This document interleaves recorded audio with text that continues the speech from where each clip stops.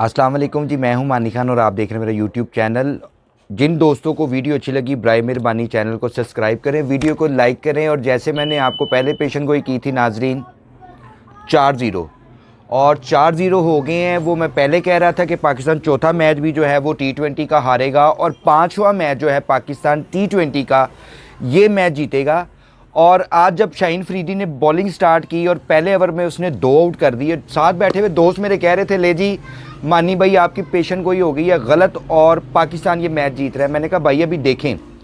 और तीसरा ओवर जब शाहीन अफरीदी करवाने के लिए आए हैं तो उसने उस ओवर में एक और आउट कर दिया, तो बड़े बंगड़े डाल रहे थे। मेरा दिल किया इनकी फुटेज बनाने को, मैं कहा बेटा अभी तो पार्टी शुरू हुई है।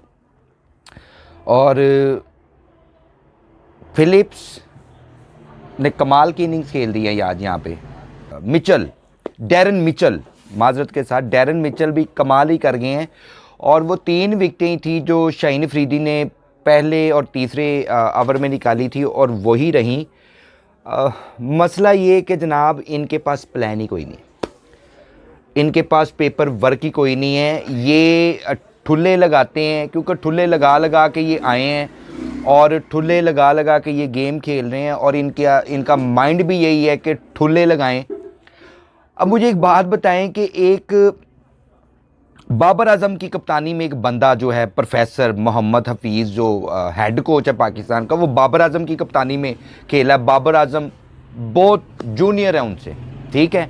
तो बाबर की कप्तानी में एक बंदा खेल रहा है। मैंने आपसे पहले भी कहा था नाज़रीन कि मतलब मोहम्मद हफीज़ बाबर आजम को क्या सिखाएगा? ड्राइव मारना सिखाएगा क्या? पुल शॉट मारना सिखाएगा? ड्राइव पूरी दुनिया में बाबर आजम, पूरी दुनिया के प्लेयर्स, बड़े बड़े प्लेयर्स, कमेंटेटर यही कहते हैं कि जी बाबर आजम का ड्राइव बड़ा मज़ेदार है। बाबर आजम सबसे ज़्यादा ज़बरदस्त और ख़ूबसूरत ड्राइव मारता है। तो पीछे क्या रह गया? इन अक्ल के अंधों को जो है ना बिल्कुल बिल्कुल किसी चीज़ का पता नहीं है। मैं बार बार कहता रहूँगा, क्रिटिसाइज़ करूँगा कि ये लोग जो है ना मोटी मोटी तनख्वाहों के चक्कर में ये चैनल्स पे बैठ के इसलिए बोलते हैं कि जी इनको पीसीबी में कोई ओहदा मिल जाए, हैं जी। पीसीबी में जब ओहदा मिलता है तो ये सारा ये अच्छा जिसको ओहदा मिलता है वो समझता है मेरे बाप का राज है। वो मेहनत नहीं करते, बस बैठ के तो उस सीट पे बैठ के आदत पड़ जाती है ना, वो ऐसे ऐसे इशारों से सारे काम करवा लेना।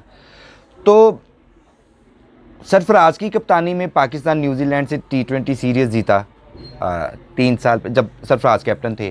तो ये पिछले साल बाबर आजम की कप्तानी में जब सर्फ मुल्की अपना टूर्नामेंट था, पाकिस्तान, न्यूजीलैंड और बांग्लादेश थी न्यूजीलैंड में, और पाकिस्तान में ने जो बाबर आजम की कप्तानी में वहाँ पे वो कप भी अपने नाम किया, वो सीरीज़ भी जीत गए।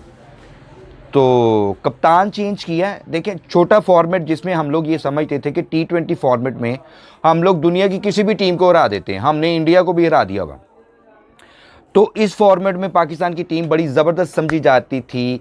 कप्तान चेंज करने का फ़र्क और मतलब समझ आ रहा आपको? इसीलिए बार बार यही चीज़ कहता हूँ कि देखें अब इंडिया अपने होम ग्राउंड में मतलब वर्ल्ड कप का फाइनल हार गया, तो रोहित शर्मा को तो खैर उन्होंने कहना जा भाई तू निकल जा, दफ़ा हो जा। लेकिन नहीं, बाकी जो बैक एंड पे जो टीम होती है ना वो बेचारे वो सारे तकरीबन वो एक अंडर प्रेशर सी सिचुएशन हो जाती है। कप्तान जो लीड कर रहा होता है, हालात कैसे भी हों उसको लीड करने दें। एक टाइम पे बंदा खुद, अब जैसे केन विलियमसन न्यूजीलैंड की कप्तानी उसने छोड़ दी, डेविड वार्नर ने ऑस्ट्रेलिया की टेस्ट क्रिकेट छोड़ दी कि भाई उनको समझ लग गई थी कि बस इससे ज़्यादा हम नहीं खेल सकते, तो इज्जत के साथ छोड़ दो।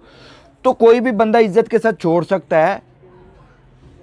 एक टूर्नामेंट हार के, 2 मैच हार के तो उठा के उसको कप्तानी से बाहर निकाल दिया, उसको कहा जी ये कर लें जी वो कर लें। और मैं बताता हूँ कि वो जो एक कप्तान 2, 2.5, 3 साल में टीम बनाता है, एक बड़ा इवेंट आता है, वो बड़े इवेंट में मैच हारता है तो उसको निकाल के बाहर फेंक देते हैं।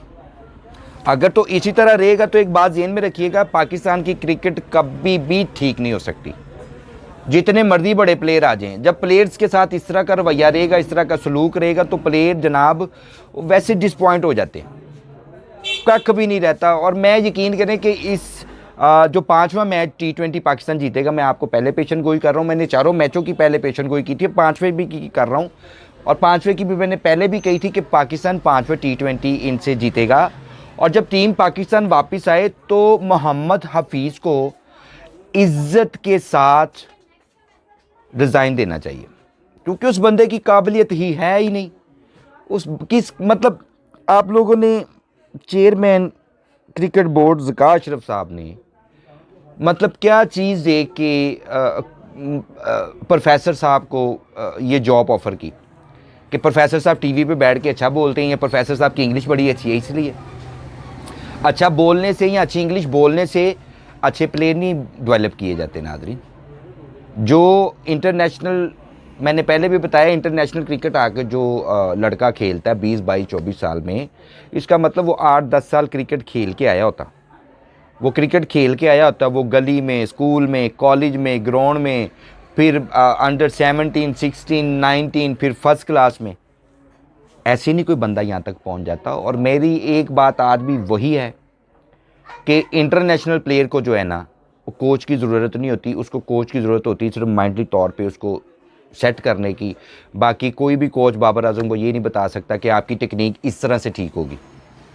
जितना मर्जी बड़ा बल्लेबाज हो, वो एक बॉल का प्लेयर होता है, किसी बॉल पे भी वो आउट हो जाता है, तो वो उसकी वो समझ रहे हैं आप। तो इंशाल्लाह नेक्स्ट व्लॉग के साथ 5वें मैच में आपके साथ मुलाकात होगी। इजाज़त दीजिए। पाकिस्तान जिंदाबाद, पाइंदाबाद।